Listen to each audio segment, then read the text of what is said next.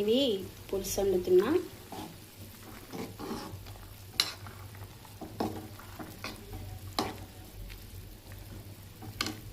ఇలాగా పచ్చిమిరపకాయలు బారుగా వేసుకుంటే చాలా బాగుంటాయి తినేటప్పుడు. ఓకే ఫ్రెండ్స్, కిష్టవి ఆనకట్టు మోసుల పులుసు.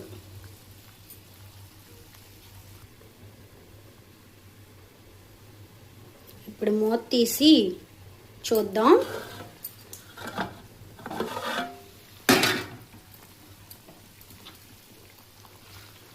దగ్గరికి అయిపోయింది. దీంట్లో ఇప్పుడు ఈ చేపలు వేసేద్దాం.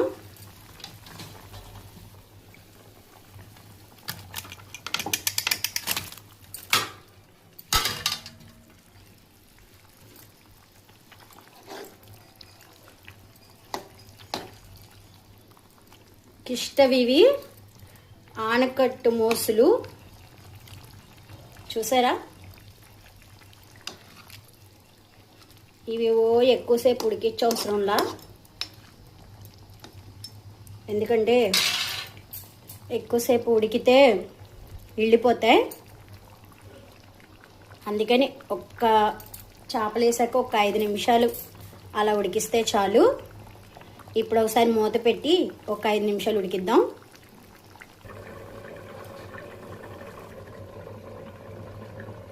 ఇప్పుడు మూత తీసి ఒకసారి చూద్దాం.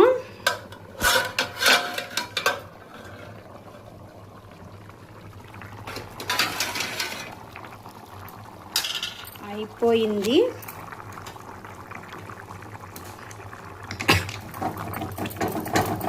వేడివేడిగా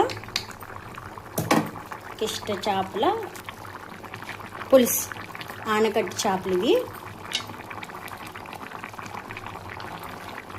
చూసారా? ఎక్కువసేపు ఉడకవసరం లేదని చెప్పాను కదా.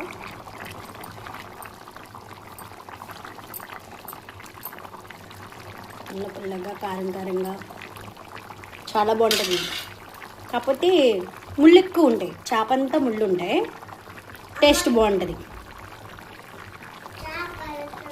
Okay friends, bye friends.